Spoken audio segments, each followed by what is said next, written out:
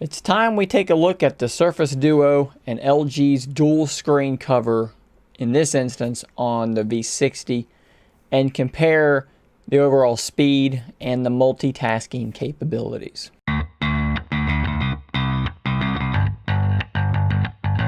So I'm sure several of you saw a few days ago, I posted a video where I had the Surface Duo in quote-unquote phone mode, and I had the LG V60 ThinQ just out of its dual screen case in phone mode.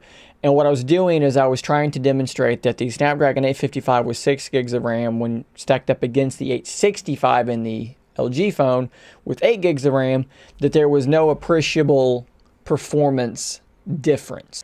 And I think that video did that pretty well, although there were a handful of people who commented and said things like, well, you're using the Duo in phone mode, as if that somehow would make any difference in the performance, what I was trying to show in that video. If you were hoping to see, these two phones with their dual screens, moving apps around, opening different apps like that, well, you're in luck. That's what this video is. That last video was just about opening apps, which phone could do it quicker, and it turned out they were virtually identical. So just like in the last video, I've got the exposure turned down on my my downward facing camera, so you can actually see the screens a bit better. Let's get the dual screen turned on. And the first step you have to do is you want to clear all the recent apps. So let's go through the same list of apps that we did last time. So let's launch Instagram. And you're getting a pretty darn close comparison there. And now on these two devices, both can move apps from one screen to another, but they both do it in very different ways. So on the Surface Duo, you basically just use the bottom tab to just sort of drag it over. You start at the bottom and drag it over. No big deal. On the LG V60, you can do this three button, these are fingers, this 3-finger gesture where you just drag across, and that works.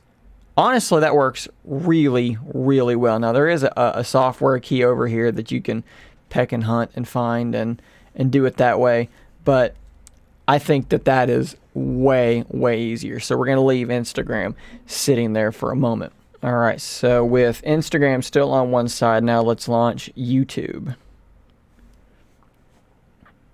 Very, very similar experience. Now on the Surface Duo, if you drag YouTube over, that's what happens over here. Swipe it over, same thing. Of course, it is now trying to play a video because I accidentally touched on a video while I did it, but you saw how extremely smooth that is. All right, what about Netflix? Oh, mistapped on my phone. You have to excuse me. My left hand, which is the one the Duo happens to be getting, is my guitar playing hand, and all of these fingers are rather calloused, and sometimes button presses don't work as expected with my left 4 fingers. But you saw there, still pretty fast. You could clearly see where I mispressed. All right, how about Hulu? Of course, hers auto logged in. Mine, I need to pick myself. There we are. But again, you could see very, very similar in speed and performance. Let's just keep flipping them over to the side, and let's keep going. Let's do Microsoft News.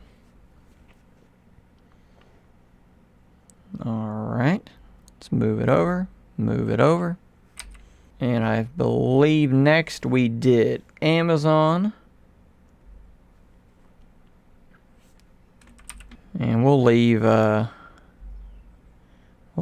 up as well. And then I believe that the last thing that we did, because it was a difficult, long loading app, we did Nest.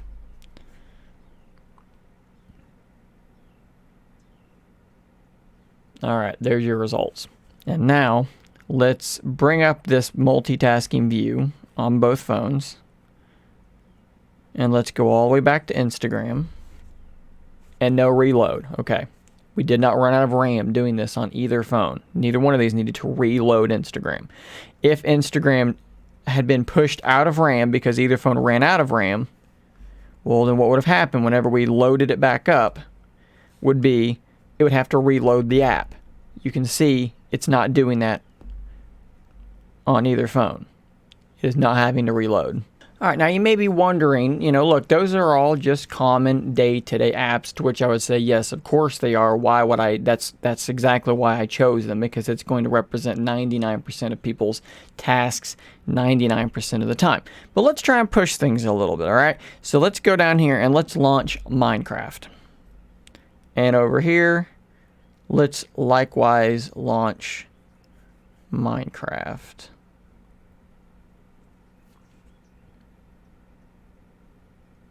Both of them load it pretty darn quickly. I actually don't want to sign in over here because I don't know how to sign in. Let's do this. I can't actually see what's going on because the Duo has it rotated. This one doesn't. We're going to create a new world. We're going to create a new world, create a new world. And we're going to have the settings identical, and we're going to hit create at the exact same time. Don't show that, and proceed. Now, in that instance, the V60 was, what was that, a half a second quicker? Now, of course, if you're in the Duo, I've got it, rotated. Let's rotate this around, because Duo lets you play apps in whatever orientation you happen to be in. But at any rate, there you go. You've got Minecraft on both top screens. All right, so now let's go ahead and jump back into an app. Let's do something like YouTube. Have we lost anything from RAM? No, we haven't. So now we have Minecraft running on the top screen, and it's running totally fine. No stutter, no lag at all. Let's go down here, and let's start playing a video. Let's turn this volume down first. Okay, so now my video is playing at the bottom. I'm playing Minecraft, no stutter at all. And now on the V60, same thing. We're playing Minecraft. We've got no stutter. YouTube playing. Is there any way at this point that you could argue that the Surface Duo's hardware is too slow, or that the 865 would have made an appreciable difference in performance comparatively? No, in real world use, I don't think that you could. Okay, so we've briefly talked about how each phone handles switching apps from screen to screen. One thing that the Duo does that the V60 doesn't is in the way it handles opening new apps from within current apps. So if I open up a text message and someone has sent me a link and I click on that link, it's going to open it in the other available screen. Whereas on V60, everything will keep happening in whatever screen you started it in.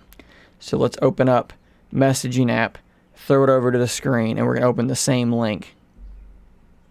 And there you go. It's on this screen still. You can throw it over there, and now you've got the same situation, but it's going to require one extra step. One other thing that I need to quickly address, and I don't want to go grab Jessie's phone back from her for the third time this morning as I remember things that I needed to cover, is actually just app spanning. So for those of you that may not know the terminology, spanning is where you take one app and then have it exist on both screens at the same time. Some apps like Microsoft News will intelligently understand that you're spanning it, and it will now give you this view where you've got the news story on one side and then the list of different news stories on the other. Most apps will just stretch across both screens, and it's relatively useless. Now on the Duo, even the apps that are useless, if you rotate them long ways, there is a chance that this is actually potentially usable. So I would say that spanning, honestly, is something that I almost never use as a feature. I'm almost always just having two apps open, so it's not a huge deal to me. But I would say that if you're going to span apps, it's objectively better on the Duo. Now you can do it on the LG V60 with something that they call wide mode, but the obstruction of the hinge is like 3 times bigger on the V60, and there aren't any apps that I've found that are supporting spanning like Microsoft News does on the Surface Duo. So hopefully that serves to clear things up a little bit. I think that what is easy to see here, but I'll restate it for you, what I think I saw.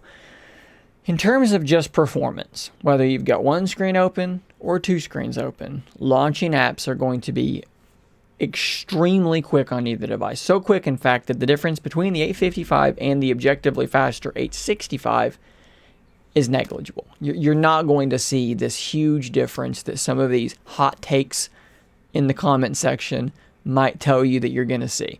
They're both going to run apps extremely quickly. When we launched Minecraft, was it a half of a second in terms of loading time? In the real world, who cares? Who's going to notice that? They could both play Minecraft without dropping a frame while running YouTube.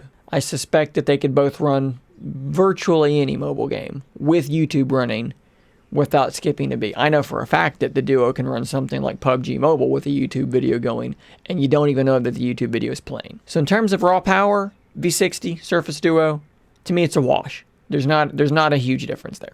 In the way it handles moving apps from screen to screen, I think it's a pretty even battle there as well, because I actually really do like the 3-finger gesture on LG's device. However, how it handles opening new apps, I think that the Duo is better. And I think that that's something that's not that difficult to understand. Why? The Surface Duo is first and foremost a dual screen phone. That is what this thing is meant to be. The amount of software work that has had to be done to make those sorts of things work is pretty substantial.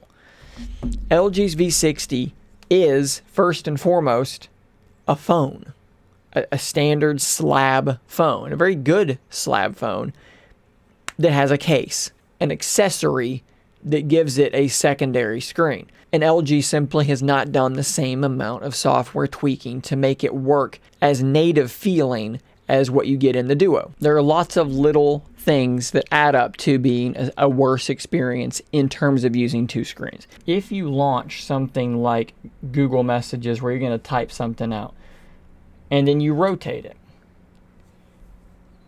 you get this view. This is a very normal phone looking view. On LG's keyboard, you do have a button here that will allow you to now throw the app to the top and launch the keyboard down at the bottom in what people are calling laptop mode. And that does work pretty well if you're using their keyboard. But there is one additional button press required. On Surface Duo, doing the exact same thing requires only that you just rotate the phone and it just handles it by itself. If you then rotate back, you're going to return right back where you were. On the V60,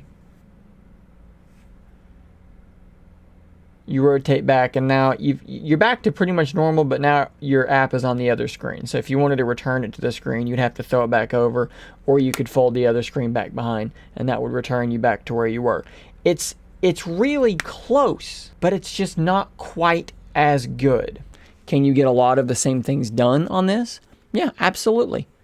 As long as you're good with using two very skinny, tall, very narrow screens, and that doesn't affect your workflow, I see no problem why you can't get this similar sorts of things done here. Personally, if I'm doing a lot of typing or a lot of reading, the fact that it's so skinny, text wraps. It feels like every 10 words it has to wrap, and that's a little bit frustrating. Whereas on the Duo, there's so much more room for text to breathe. It does make me feel slightly more productive, but that's kind of a nitpick. You can get a lot of things done with this device. So guys, expect more comparisons coming. If there's any more things you want to see directly compared between the V60 and the Surface Duo, please drop those in the comments down below. Be on the lookout for those upcoming videos, and until those videos do launch, stay nerdy, my friends. If you enjoy my content, please consider becoming a Scary If Literal member. You'll get access to a whole bunch of emoticons to use with live streams and a shout out on an upcoming video. Thanks as always for your continued support.